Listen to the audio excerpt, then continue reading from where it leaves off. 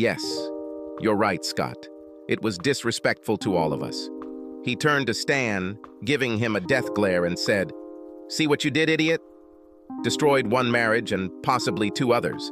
Maybe we should drop you off in the middle of the lake." Stan just looked at the floor and was silent. He finally realized how badly he had screwed up. Here I spoke. "Guys, I agree that they are all involved, but please give me a few days before you do anything. I'll give you a copy of the recording, but I need to meet with Laura before she finds out that I know everything. Thanks to this idiot, I don't think I can stay with her. Damn. Now every time we make love, I'll know she's thinking about him. Knowing this, there is no way I can be with her. I'll probably divorce her. I just need a few days to figure everything out." Roger looked at his nephew. "Stan, you're a piece of shit. You will not speak to Laura or the other wives without our permission. If you warn Laura about what's about to happen to her, we'll make your life hell. Now, if you disappear, none of us will be upset. You're my nephew and family, and that's the only reason I didn't kick your ass and leave you in the woods. You offended our friend and good man. Just because you couldn't keep your girlfriend, you seduced another man's wife? You are a piece of shit, and I'm ashamed to admit that you are my sister's child. Not a word. Do you understand?" Stan nodded in understanding. No one spoke to him again the entire trip, and to his credit, he stayed aloof and avoided conflict. All that remained was to decide what to do with Laura. As we drove home, I thought about it all and wondered how Laura would react if the roles were reversed. Here it is. Suddenly I had a plan. Deep down, I love Laura, and I could probably handle one-time sex with Stan, but the thought of her dreaming about it while making love to me is too much to bear. I decided to leave Laura's fate in her own hands. The plan was to talk about the affair, leading her to believe that I was having an affair, and see how she reacted and what she would do. If she forgives one-time sex, then I will do the same for her sake, and everything will work out. No matter how she reacts, that is how I will feel about her and our marriage. The solution to the problem of her infidelity will be in her own hands. When I got home and pulled into my driveway, my stomach was churning and my anger was bubbling to the surface. I was in a gloomy state, but the time had come to meet Laura, and I needed to keep my feelings under control and act normal, which was one of the most difficult things I've ever done in my life. When I entered the house, a warm welcome awaited me. Laura was dressed smartly and looked good. She gave me a big hug and a kiss in greeting, something I would miss if she chose the wrong path. I was still angry, but I still loved this cheater. My blood boiled as I thought about what she had done, but the smell of her perfume and the delicious dinner she had prepared helped calm me down. We had a great dinner, and somehow I remained gracious and listened to her talk about the last few days. It was still relatively early when she took me to the bedroom, telling me she missed me and needed some extra love. She was obviously horny and wanted sex. I smiled to myself, realizing that our future depended on her. Laura wasted no time, and within a minute of us being on the bed, she had pulled my trousers down to my ankles. After a while, she was already lying on the bed, pulling me towards her. And for the first time in our entire relationship, I couldn't. Laura looked up at me in shock. I realized that this hurt her. "Baby, what happened? It's showtime." I put the phone on the nightstand and began to record the sound so that there would be no misunderstandings with my conversation. "Laura, I need to tell you something. There is someone else, and it makes me feel so bad that I can no longer remain silent." Shocked, she looked up at me and asked, "What do you mean, there is someone else?" "I'm really sorry. It only happened a couple of times, but the sex was so great that I just can't get it out of my head." Her Latin temperament flared up just as I predicted. "You're a damn bastard! Have you had sex with someone else and can't stop thinking about it?" "Baby, it was just sex. And I still love you," I said, trying not to say that I was having an affair. "I cannot believe it. What do you mean you can't stop thinking about it?" "Well, to be honest, it was best sex is in my life, and I can't get it out of my head." I said the words carefully, not implying myself, but simply repeating her own words from the recording. She began to cry, clearly stung by the thought of betrayal. Was I cruel and rude? Perhaps, but in reality, I am the victim, not her. I left the floor to her. Suddenly, she shouted in an angry voice, "Fuck you. You can pack your things and get out. I'm not going to stay married to a cheater. You know that my father cheated on my mother, leaving her broken. I won't let you do this to me. Now get out. I will divorce you and make you pay for it. I was the perfect wife, gave birth to you 2 wonderful children, ran the house, cooked you dinner, and treated you with love, and this is how you repay me for it." I almost laughed at her behavior and comments. She won't like it in a few minutes, that's for sure. "Laura, it was just sex, and only those 2 times. Come on, it was only once. Are you sure you want to get a divorce because of this? Listen, only sex? You're kidding? I don't believe you. And how do I know if there were others? I can't trust you, and yes, I want a divorce, and you will pay dearly for it. You do know that our state just passed a new law in favor of the injured party of adultery, right?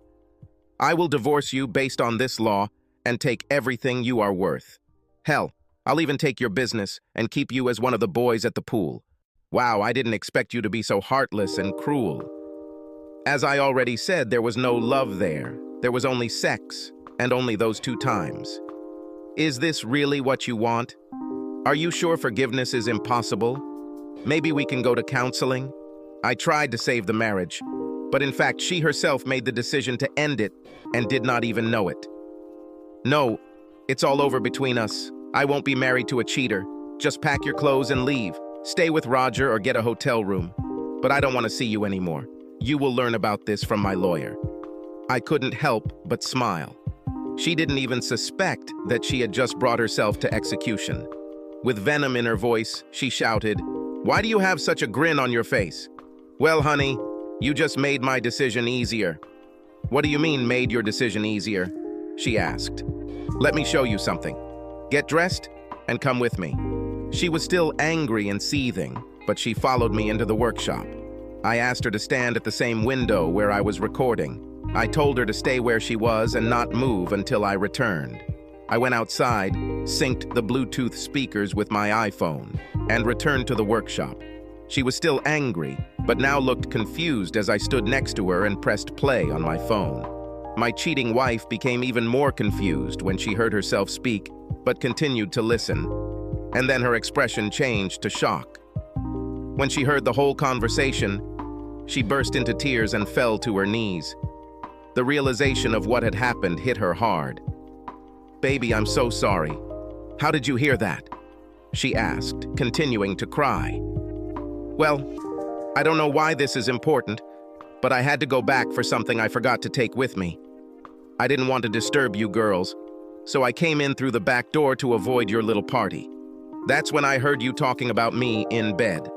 I wrote this down because I was going to share with you and tease you when I get back. But when you confessed to your affair with Stan, I stayed and wrote everything down. Darling, you heard me say that it was just a one-time and only sex. You should know that there is nothing between us.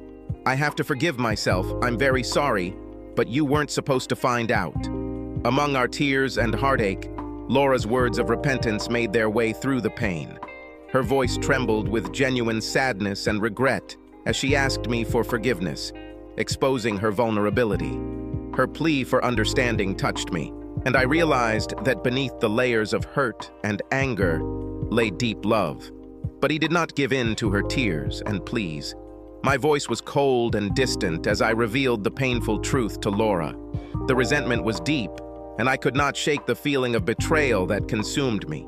The words that she dreamed about Stan during our intimate moments destroyed the last shards of trust between us. "I heard everything, Laura," I answered, losing the warmth in my voice. "You're right, but you left out the part where you admit that you dream about him when you and I were making love. How can you expect me to just forget about it?" For the first time in our marriage, her tears did not seem to touch me, but the pain of her words sank deep into my heart. The image of her dreaming of another man while I poured my love and soul into our moments together was too much for me to bear. "I can't ignore this, Laura," I continued, my voice filled with bitterness. "And I also can't ignore the fact that you were never going to tell me about it and continued to keep me in the dark. You destroyed something inside me, and I don't know if I can ever trust you again. How can I believe that you really love me if you dream of someone else? I was filled with anger and felt that I deserved better. The thought of being with someone who couldn't fully commit to me was the final blow. I can't just pretend like everything is fine, I said, my voice firm. Dreaming about another man while we are together is a reason for separation for me. I don't know how to love you again, knowing that in the most intimate moments you think about him, and not about me. The pain in my heart was overwhelming, and the thought of repairing our relationship seemed impossible. I couldn't find it in myself to forgive her when she betrayed me in such a deep way. Silence reigned in the room as the weight of my words hung in the air. There was nothing more to say. The truth had been spoken, and the pain was too deep to be erased. It is clear that the damage done is irreparable, and the path to forgiveness is a path I cannot imagine. At that moment, I realized that our love was destroyed forever, and the future we imagined together was now nothing more than a distant dream. The realization was painful, but it was one I had to accept if I was going to find a way to heal and move on, even if it meant doing it without her by my side. No, that's not what I meant. You don't understand. I love you and don't want him. Bob, you need to give me a chance to explain everything. Do not lie to me. I heard what you said on that tape, and the thought of him in our bed is too much for me. I never would have thought that you would betray my love and cause me so much pain. If I'm wrong, look me in the eye and tell me it's not true. Look at me and tell me you weren't thinking about him when we made love. Yes, that's right. You can't even look at me. Damn it, you ruined everything, Laura. After I divorce you, you can live with him and then you won't have to dream about him anymore. Openly sobbing, she said barely audibly, "You can't divorce me. I love you. Please give me a chance to make things right." This is funny. Now do you want my forgiveness? Imagine my shock. I'll fix everything. I love you. I'm sorry. What makes you think that I won't be with you? After what you did, do I really look like someone who is ready to accept the betrayal of his cheating wife? My voice shook with a mixture of emotions as I poured out my heart to Laura. I've been torn apart for the last 3 days. Part of me wanted to find a way to forgive you and mend the relationship. I thought I could get over this one-time mistake, but everything changed when I heard what you told your friends. The pain in my heart was palpable, and I couldn't hide it in my voice. The fact that she proudly shared intimate details of her thoughts during our lovemaking destroyed the last vestiges of trust I had in her. In all the years of our marriage, I had never cried openly, but now I could no longer contain my pain. I felt humiliated, Laura, I continued, tears flowing and my voice trembling. These women, your friends, now see me as an ignorant husband. It was as if I was living a lie, not noticing what was happening behind my back.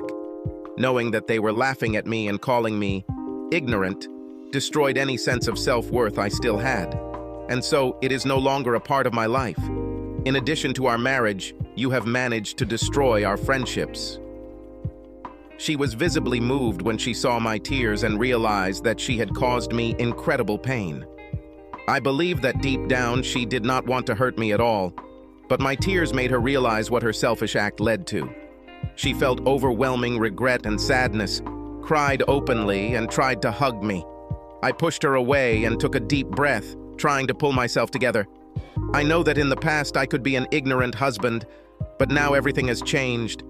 I can't ignore what I know. I won't let anyone treat me like that again. When I spoke, there was pain in my voice from betrayal. I desperately wanted to save our marriage, to find a way to return to the love we once shared. But the reality of the situation became increasingly clear, and I did not see a clear path forward.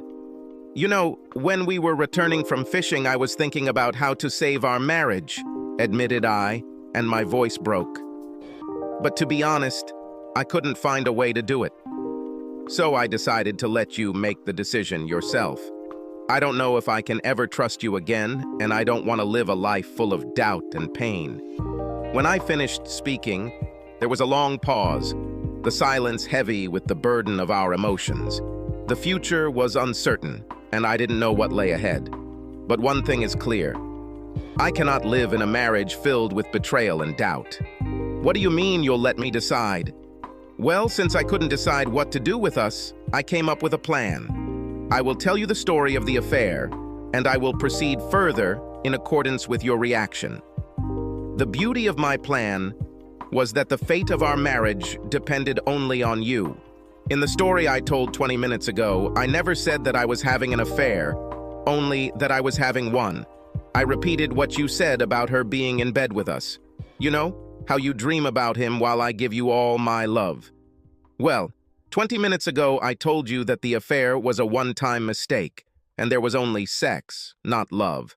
I asked you if there was any way we could get through this. He even offered to go for a consultation. Do you remember what you answered me? She told me to get out of our house. She said that you were going to destroy me in the divorce. She said you would take my business and turn me into a pool cleaner. You showed no mercy. So now you can expect exactly this from me. I won't kick you out like you did to me, but you will move into the guest room because I don't want you in my bed. I will meet with a lawyer and file for adultery. I can't wait to take advantage of that new divorce law you've been telling me about with all your rage. Bob, I didn't mean anything like that. You have to believe me. Do not do that. What about all our 20 years and children? There was emotion in my voice as I spoke against Laura, my heart breaking with every word. The pain of the betrayal was too great, and I couldn't help but feel how the weight of her act fell on our entire family. I know it will be difficult, I said, my voice trembling with resentment and anger. But I can't ignore what you did, Laura. You didn't think about children or our years together when you decided to betray me and our family. The feeling of her betrayal pierced me to the core, and the pain in my heart was all-consuming. The trust that once bound us was broken, and I couldn't figure out how to get through it. What you did is unforgivable, I continued in a firm voice, and you will have to face the consequences, just as you were ready to punish me for my mistakes. Now get your things out of my bedroom. My voice was filled with sadness as I led her away, physically separating her from the space we once shared. The room that was the sanctuary of our love is now tainted by betrayal. I couldn't sleep that night, mourning the death of my marriage. I loved her with all my heart, and the knowledge that in the most intimate moments of our lives, she dreamed of another man continued to hang over me like a dark cloud. I know that some men can forgive their wives for such transgressions, but I could not find the strength to do so.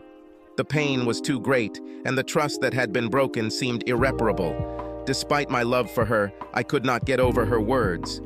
The dream of a future together is shattered forever, and the loss is immeasurable. All I could do was respect my feelings and emotions, even if it meant letting go of the woman I once loved so much. Before I left, I looked at the woman I had loved for the past 2 decades and said, "You have broken my heart. Today I lost someone who didn't care about me, but today you lost someone who was ready to do anything for you." The sounds of begging for forgiveness haunted me until I left Laura for the last time. Bob made a heartbreaking call to his children, dreading the moment when he would have to share this terrible news. His son Michael offered understanding and unwavering support, a glimmer of comfort amid the chaos. However, Katie's reaction dashed his hopes. The anger she showed, reflecting her close bond with her mother, pierced his heart. Bob tried his best to understand her, but the gap between them seemed insurmountable. Laura, in a rare display of strength, took the trouble to talk to Katie, admitting her grave mistake and urging her not to hold a grudge against her father, who had done nothing wrong. The children's lives were forever changed, but Bob was determined to secure their future, promising to fund their college education and care for them. The confrontation between the guys and their wives was filled with betrayal and heartache. Mary's heart broke when she learned of Laura's divorce, and she felt their long-term friendship crumble. Roger seethed with rage, unable to understand why his wife kept her affair a secret, and worse, why she seemed to encourage it. The revelation recorded on the tape was a heartbreaking blow for him, forcing him to doubt everything. The resentment was too deep to ignore, and it seemed as if the bond they had once shared was broken beyond repair. The days that followed were filled with heavy emotions and heartache as the consequences of their actions began to unravel before their eyes. the once close-knit group of friends now faces the harsh reality of betrayal and broken trust. Mary, devastated by the news of Laura's divorce, confronted Roger, her husband, and learned of her role in keeping the affair a secret. Her heart sank as she realized the gravity of her action. Roger was furious and demanded to know why she protected Laura and betrayed their best friend. From the weight of guilt and the awareness of her involvement, she was speechless and repentant. A similar scene unfolded at Scott's house when Emily heard hurtful words spoken about her husband on tape. The humiliation and shame were too much for Scott, and he made the painful decision to leave, leaving Emily in tears and remorse. Meanwhile, there was tension in Bob and Laura's house as Bob served Laura with divorce papers.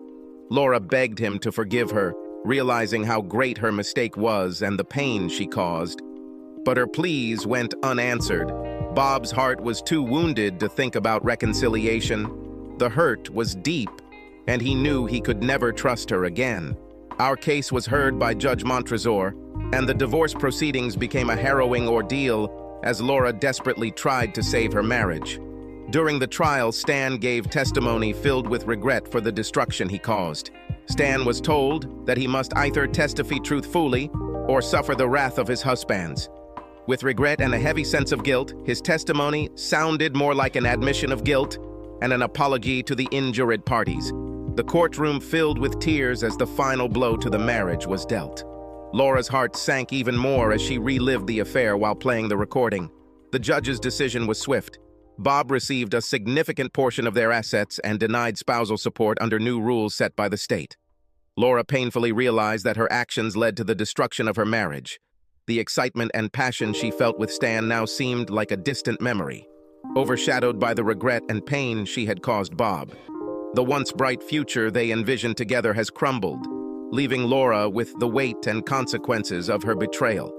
Faced with the grim reality of her situation, she realized that she had lost not only her marriage, but also the sense of security and the life she had once treasured.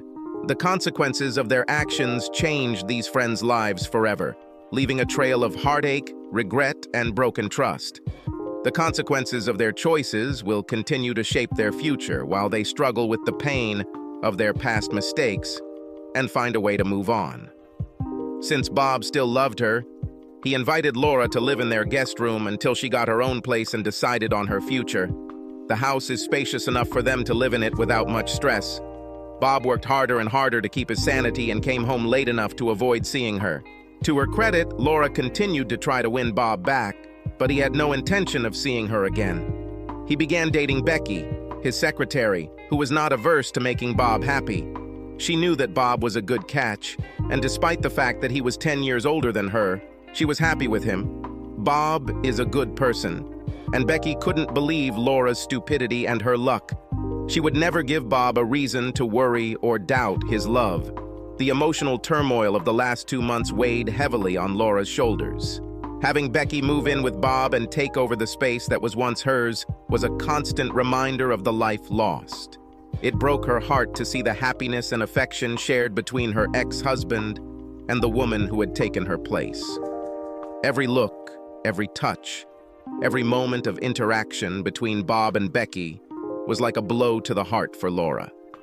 Jealousy gnawed at her, and she could not help but feel deep regret for her actions that led to this situation. Her once happy home, filled with love between Bob and another woman, became a constant source of pain and sadness. The bed in which they once slept side by side now became a place of intimacy for Bob and Becky. The thought that they were together in this very place tore Laura's soul.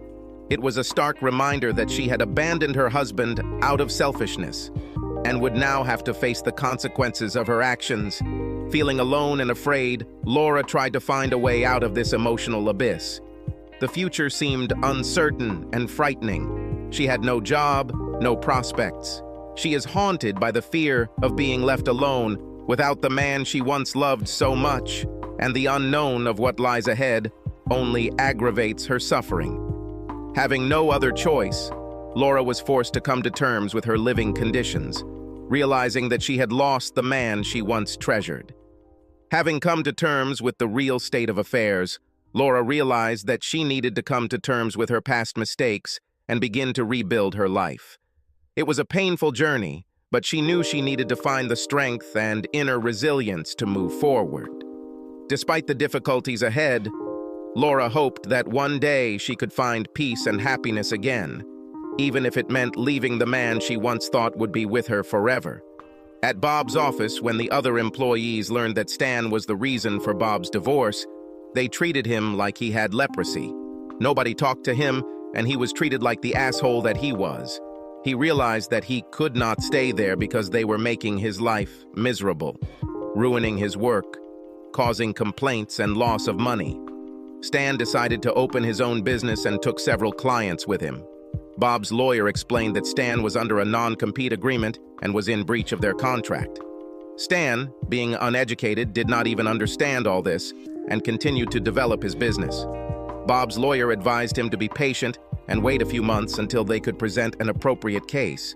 Within 10 months, Stan had amassed over 100 clients, and his business was growing at an impressive rate. He felt on top of the world, enjoying the success he had worked so hard to achieve. However, the euphoria was short-lived when a lawyer filed a lawsuit against Stan, demanding $1 million from him. The lawsuit accused him of not only causing significant financial losses, but also of violating an ironclad non-compete agreement. While the legal battle continued, Bob, still licking the wounds inflicted by Stan, was eager for revenge. Money was the least of his worries. He wanted to make Stan pay for stealing his beloved wife, ruining his once happy marriage, and unceremoniously poaching his regular customers. When the dust finally settled, the result for Stan was disastrous. Bob prevailed, taking over Stan's once thriving business and leaving him with no choice but to file for personal bankruptcy. The dream career he had built with the opportunity to own part of Bob's company, a multi-million-dollar enterprise, collapsed before his eyes, leaving Stan destitute and emotionally damaged. With no formal education, Stan had no choice but to turn to grueling day labor to make ends meet. The dire consequences of his action could not help but affect him, and he learned a painful lesson that would haunt him forever. Never again to interfere in the affairs of another man's wife, and not to betray trust so callously.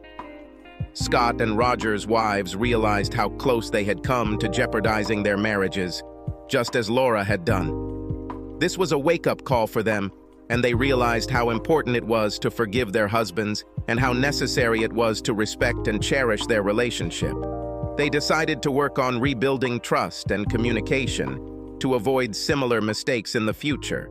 Over time, they were able to strengthen their marriage and move forward together, rediscovering the love and forgiveness of their partners.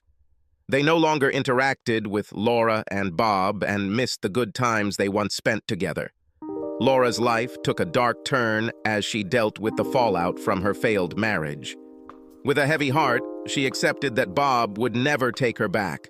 Working as a receptionist at a dental office brought her some stability, but it didn't fill the void left by the loss of her once happy marriage. Living in a small apartment, she felt the weight of loneliness and regret every day. Trying to move on with her life, she met an older man from the office and started dating him, but the new relationship couldn't compare to the love she lost with Bob. The happiness she once felt was now just a distant memory, and she couldn't shake the pain of her past mistakes that followed her every step. In quiet moments, she thought about what could have been, wished she had made a different choice, and preserved the life she had with Bob. However, she had to come to terms with the fact that she had thrown away something special and irreplaceable. The future that had once seemed so bright was now just a shadow of its former self, and she felt a deep sense of sadness and longing for what had been lost. Bob missed Laura dearly, but that void was quickly filled by Becky, who made it her mission to be the perfect soulmate. Bob loved the young woman's energy and lust, and they married a year later. And a year later, Michael and Katie had a half-brother. Subscribe to our channel so that your second chaff doesn't cheat on you, and go ahead and listen to the next story, because this story is nothing compared to the next one. If you're under 18, don't even think about listening to the next one. Listening to the next one. Listening to the next one. Listening to the next one.